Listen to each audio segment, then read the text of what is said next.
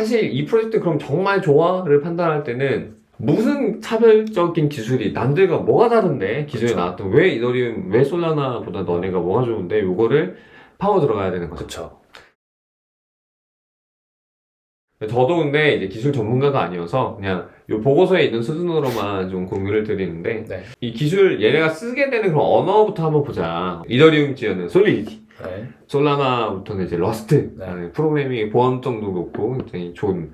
그래서 이더리움도 러스트도 쓸 상황도 이제 고려하고 있는 그냥 이런 지금 상황들이 전개되고 있는데 무브라는 언어를 씁니다. 무브? 애프터스는. 네. 근데 이게 러스트 언어를 기반으로 한 프로그래밍 언어래요. 아, 그래서 경쟁 메인넷으로 지목되는 게 솔라나잖아요. 네. 대표적인 모노리틱에. 근데 여기가 그래서 솔라나 기반의 디앱들을 그대로 가져오면 되겠네요. 계속 수월하게 유치할 수 있지 않을까라는 이제 기대감을 이들이 이제 갖고 있다 합니다. 그리고 앱토스의 합의 알고리즘과 이제 아까 얘기했던 블락 STM 요게 뭐냐 이걸 좀 봐야 될 것 같아요. 합의 알고리즘이라 하면 밸리데이터들이 있겠죠. 여기 밸리데이터들이 있는데 있겠죠? 이들이 어떠한 절차로 이 블록을 체결시키느냐. 믿을 수 있게 검증이 돼서 아. 체결이 확정이 되느냐. 아, 어떤 방식이냐. 거래 내역이. 그걸 어떤 방식으로 합의를 해서 이거를 체결까지 네. 도르게 하느냐. 근데 요게 잘 짜여져 있어야 확정성이 높겠죠. 그쵸? 잘 못 짜져 있으면 느리겠죠. 10초에 한 번씩 계속 봐야 되는 거고. 네. 근데 여기에 합의 알고리즘은 얘네는 편의상 애프터스 BFT라고도 말을 하는데 여기의 특징점은 뭐냐. 평판을 기반으로 이제 검증인들 밸리데이터들이 이제 뽑히고 그 검증인 중에서도 리더가 선출이 된다 합니다. 아, 이 리더의 그 평판 자체가 좀 걸려있대요, 계속. 이 사람이 계속 블록을 검증을 잘하냐 못하냐는 아. 또 평판이 따라오게 되면서 결국 이제 제 생각에는 평판이 높은 애한테 더 많은 일을 주는 거네. 뭐 그럴 수 중요한 있죠. 일을. 네. 근데 또 그것 때문에 이제 중앙화 방지를 좀 못할 수 못할 있으니까. 수 있으니까 그것을 위해서 최근 N개의 블록 리더에 해당하는 검증인은 선출 대상에서 제외하는 그런 자동 그런 시스템도 가져갔어요. 유명한 애가 너무 자꾸 뽑히진 않게 다만 평판은 계속 가져갈 수 있게 얘가 잘 했는지 못했는지는 계속 따라올 수 있게 하는 시스템 하나 갖췄고 이제 리더가 새로운 블록 생성을 제안을 합니다.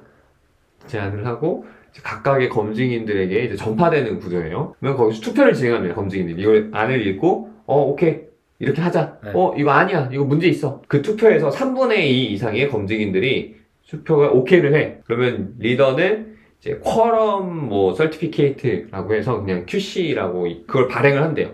이거 우리 검증됐어. 그리고 다음 라운드에 이제 리더가 이제 기존에 발행된 이전 라운드의 발행 잘 됐어. 그 QC와 새로운 제안을 검증인들에게 이제 전파를 하게 됩니다. 재차 투표를 진행을 한대요. 이 다음 라운드에서. 그리고 이 라운드에서도 3분의 2 이상의 검증인들이 투표를 성공적으로 전달을 했을 경우에는 2단계에서 제안된 블록에 대한 커밋이 진행이 돼서 하나의 라운드에서 투표해서 끝내는 게 아니라 두 번의 3분의 2 이상의 두 번의 라운드가 있는 거죠. 그렇게 돼야 블록이 최종적으로 이제 확정이 되는. 요거는 이 토큰은 이 블록은 그래서 완벽하게 합의가 됐어 네. 라고 인정을 받는 거죠. 그럼 더 이상 이제 거래 내역이 바뀔 수 없는 종결성을 갖게 되는.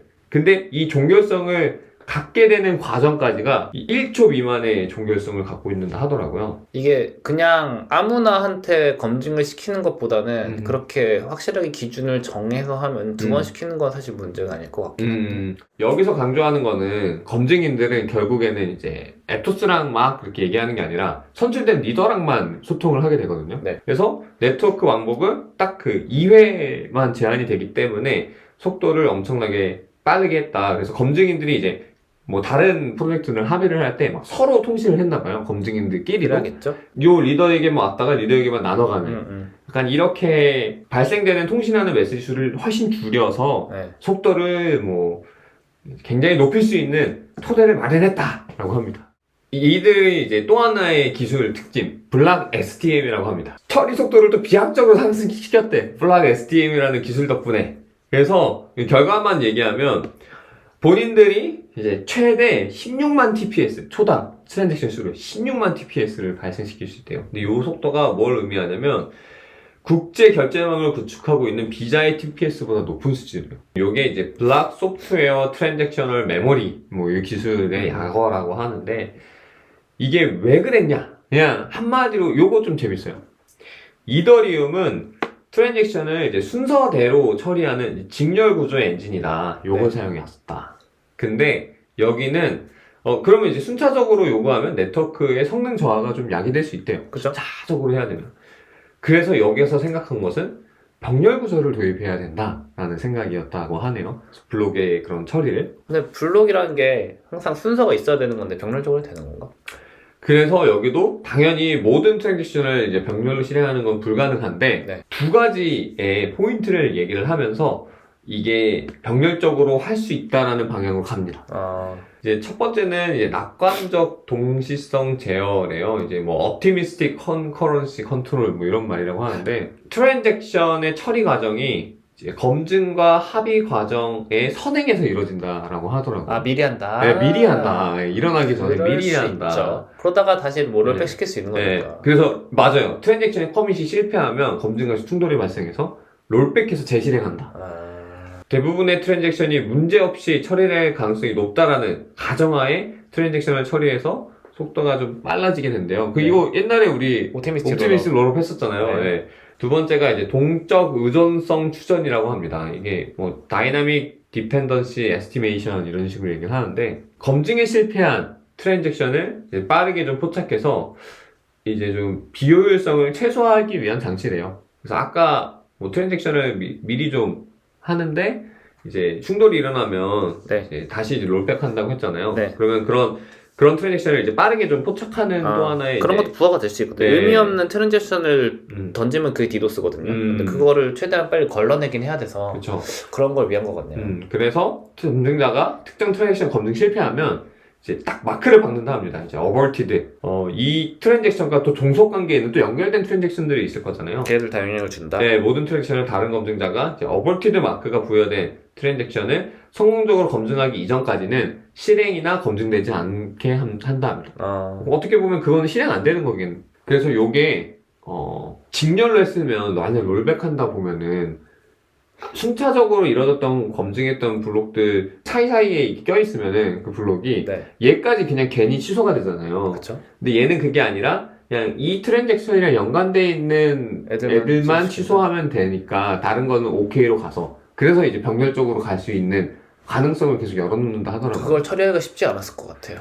네, 그래서 블록체인이니까 안전성을 높여야 되겠고. 네. 그래서 이제 이들이 이제 테스트넷 쫙 열고 이제 메인넷도 열었는데 네. 그럼 실상은 진짜 TPS 16만 나오냐? 그건 아니었다. 16만 TPS는 정말 테스트넷에서 이제 뭔가 할 수 있는 점만 이제 보인 거고 네. 실제 돌아가는 거 보니까 10월 20일 기준에 30 TPS 나왔다고. 너무 적은데? 그래서 이거 뭐야 이거 뭐 사기 아니야? 약간 이런 느낌일 정도로 너무 적은데 어쨌든 로드맵상은 그렇게 가능하다. 지금 근데 밸리데이터가 너무 적어서 그런 수도 있어요. 그럴 수도 있군요. 밸리데이터 충분하면 16만까지 간다 뭐 이런 얘기 아니었을까요? 사실 밸리데이터가 좋으면 아무리 속도가 빠른 시스템도 느릴 수밖에 없잖아요. 이제 이더리움의 TPS랑을 좀 비교를 하면은 한 20 정도 나오니까 이제 지금 뭐 560 정도는 이더리움보다는 확실히 이제 좀 빠르긴 한데 지금 솔라나 TPS를 한번 실시간으로 좀 보면은 3500 정도 나옵니다. 그러면 지금은 솔라나가 더 빠르네. 네, 훨씬 빠르게 돌아가죠. 그래서 이게 안정화가 안 됐든지 뭐 말씀하신 것처럼 밸리데이터가 좀 적든지 뭐 어떠한 이유든 간에 어쨌든 본인들이 말한 거보다는 확실히 적은 수치. TPS가 뭐죠? 토탈 퍼 세컨드인가? 트랜잭션 per second. 그러니까 네. 트랜잭션이 안 일어나면 그럴 수도 있겠네. 많이 안 쓰니까. 그럴 수도 있고 그럴 수도 아무리 트랜잭션이 많이 와더라도 밸리데이터 잠깐 적으면은 아무리 뭐 병렬 처리 하던 간에 줄을 쓸 수밖에 없잖아요. 뭐 그래서 이거는 이제 사실 기술적인 거랑 완전 비례한 값은 아닌 것 같고 봤을 때. 그래서 여기서 이제 디스클레이머를 좀 달아놨네요. 이제 위의 가정이 반드시 성립하지 않은 현실에서 에토스 체인의 TPS는 이상적인 수치에 비해 상당히 낮을 수 있다. 뭐 사실 기술 말해주봤자 저도 이해 못하고 그쵸. 말해주시는 분도 이해 못하고 사실 말씀하시는 일선님도 이해 못했죠. 네. 근데 그런 걸 판단해서 많은 사람들이 투자했다. 진짜 이슈다 이거는. 저는 우려되는 게 그렇게 낙관적으로 좀 하는 부분도 있어 보이거든요. 근데 오차 확률이 있는 거잖아요. 그죠? 여기도 분명 오차 확률이 생길 텐데 아무리 뭐 3분의 2 검증이니 3분의 2 검증이 롤백을 하실 때라도 되게 통용되고 있는 방식이긴 해요, 보안업계에서. 그냥 좀 살짝 낙관적으로 생각하거나 아니면 일부분만 가지고 전체를 판단하는 거 이런 식으로 하면서 되게 효율성을 높여가는 그런 게 아니면 사실 현실적으로 말이 안 되는 부분들이 많아가지고 인터넷 통신 같은 거 할 때 뭐 아무튼 그렇습니다. 네. 뭐 기술적인 부분은 일부분인 거고 사실 우리가 이제 전체적인 걸 봐야 되니까 어떤 곳에 투자를 받았는지 실제로 많은 사람들이 쓰고 있는지 네, 그렇게 생각을 하면서 뭐 판단을 보면 되지 않을까. 앱토스라고 하죠? 앱토스. 앱토스 알겠습니다.